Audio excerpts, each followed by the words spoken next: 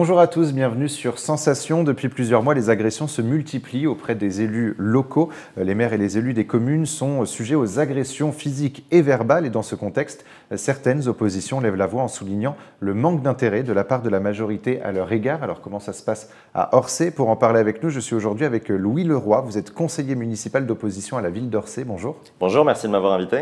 Alors Louis Leroy, nous allons donc évoquer deux sujets dans ce mag. Le premier étant la montée des violences envers les élus locaux. En juin dernier, notamment, une habitante d'Orsay a agressé le maire actuel et deux élus lors d'une réunion publique. Plus largement en France, les élus voient leur voiture brûlée, se font insulter ou agresser physiquement. Louis Leroy, peut-on réellement créer une discussion avec les citoyens dans un climat d'insécurité de la part des élus ? Le climat actuel, international, donc les répercussions locales et puis un climat social tout simplement très tendu dans le pays font que c'est vrai que ça devient de plus en plus difficile d'avoir des discussions sereines.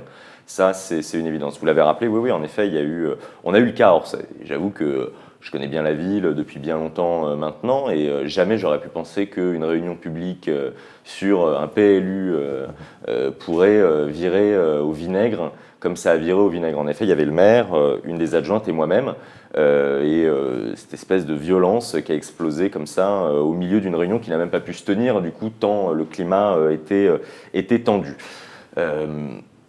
Je suis inquiet, véritablement inquiet du devenir du statut de l'élu en France. Je pense qu'il faut bien évidemment les protéger, je pense qu'il faut bien évidemment le dire et en parler, faire prendre conscience aux gens qu'un élu, c'est un représentant de la République qui a été élu, comme son nom l'indique, démocratiquement lors d'élections.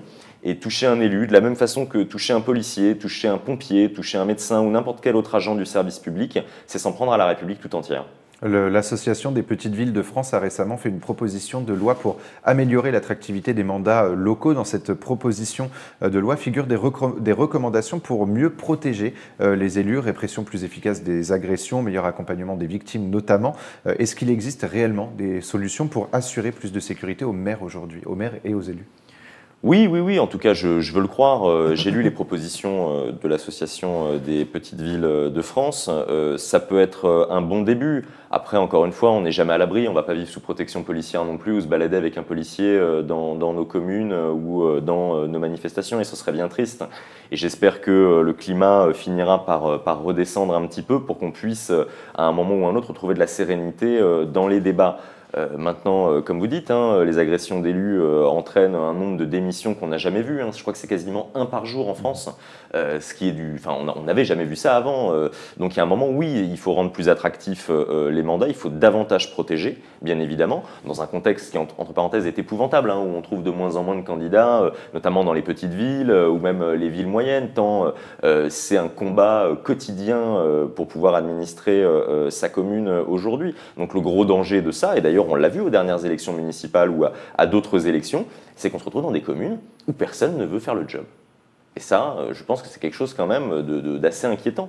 Donc oui, ça passera évidemment par une meilleure protection, même juridique, parce que quand vous êtes élu, quand vous êtes maire ou dans telle délégation, tel habitant a décidé de déposer plainte contre vous ou quoi, c'est des soucis, c'est des tracas. Et puis bien évidemment aussi augmenter l'attractivité, ça passera à mon avis aussi par les indemnités des élus. Alors vous avez moins de 30 ans et vous êtes justement engagé du coup à la ville d'Orsay, vous êtes conseiller municipal.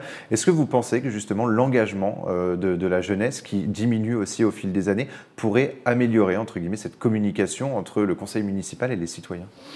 Je ne sais pas si ce sera l'engagement de la jeunesse, je pense que ce sera l'engagement tout court. Vous savez, moi je crois que la politique c'est la vie. C'est la vie. Il n'y a que la politique qui peut changer des choses. Il n'y a que les politiques qui peuvent changer les choses. Alors quand je dis ça, tous ceux qui vont nous entendre vont dire moi j'ai plutôt l'impression que c'est la politique ou les hommes politiques qui me la compliquent, les chefs d'entreprise, tous ceux pour qui tout un tas de charges et de difficultés qu'on connaît et qui sont pour le coup très franco-françaises m'entendent doivent halluciner. Mais enfin, si c'est pas les politiques, si c'est pas la politique qui change la vie des gens, c'est quoi ? Alors, La guerre mondiale, la guerre civile, la loi du talion, non, moi je crois pas. Qui va changer quoi que ce soit? Non, moi je pense qu'il y a un moment, il faut faire redescendre un petit peu aussi le mandat et davantage parler. Il y a beaucoup de méconnaissances, vous savez, on parlait du statut de l'élu, il y a beaucoup de méconnaissances sur le statut de l'élu, et notamment en matière de rémunération des élus, et ça c'est quand même un vrai sujet. J'entendais encore il y a une semaine ou deux dans un restaurant en disant oui, alors le maire qui gagne 10 000 euros, le député ou le sénateur qui en gagne 15 000 avec un chauffeur. Non, non, ça c'est pas la réalité. C'est-à-dire qu'un maire d'une petite commune en France, il gagne 300 euros aujourd'hui par jour. Moi je me rappelle dans une ancienne vie, dans une mairie pas tellement loin d'ici à Saclay où on est, d'avoir vu la maire tondre la pelouse parce qu'il y avait un mariage le lendemain matin. C'est ça la réalité. Un maire d'une ville moyenne aujourd'hui en France, ça gagne 2 500 euros. Je crois que le record c'est la maire de Paris, on doit être aux alentours des 5 000 euros. Un député, un sénateur, c'est moins de 5 000 euros net. Alors bien sûr que c'est des sommes qui sont très confortables, mais il y a un moment, il faut aussi dire que c'est des semaines de 60, 70 heures, que tout ça ramené au taux horaire, ça fait même pas le SMIC. Et donc, c'est des responsabilités, hein, c'est des astreintes de nuit, c'est tout un tas de choses. Et donc, je pense qu'à un moment, on entend d'ailleurs l'argument un peu populiste qui dit « ouais, moi je mettrais tout le monde au SMIC, ils ne devraient pas faire ça pour l'argent ». Je pense qu'il n'y a pas beaucoup d'élus, très honnêtement, qui font ça pour l'argent, surtout dans la période actuelle, quand on voit à quel point c'est un sacerdoce. Et donc dire, allez, on met tous les élus au SMIC, ils ne sont pas là pour s'enrichir. Je ne suis pas certain qu'il y en ait beaucoup qui s'enrichissent en faisant de la politique. Je trouve que c'est assez démago comme argument. Et puis surtout, en fait, au bout du compte, comme on le disait tout à l'heure, vous aurez des candidats dont le CV et les prétentions salariales sont celles d'un SMIC. Je ne suis pas certain que ce soit une bonne chose, ni pour la démocratie, ni pour l'administration de nos collectivités. Alors, dans un second temps, j'aimerais que l'on s'arrête sur la place de l'opposition au sein des mairies. Dans les Yvelines, un collectif des élus municipaux d'opposition a vu le jour pour permettre une meilleure prise en compte des oppositions. Dans quel climat travaillez-vous avec la majorité dans la ville d'Orsay ? Écoutez, on est élu depuis maintenant un petit peu plus de 3 ans et donc nous siégeons évidemment dans la même assemblée que la majorité municipale à Orsay. Je voudrais rappeler quelque chose, c'est de dire, depuis le début du mandat, on a dû voter 90% ou plus de 90% des délibérations avec la majorité.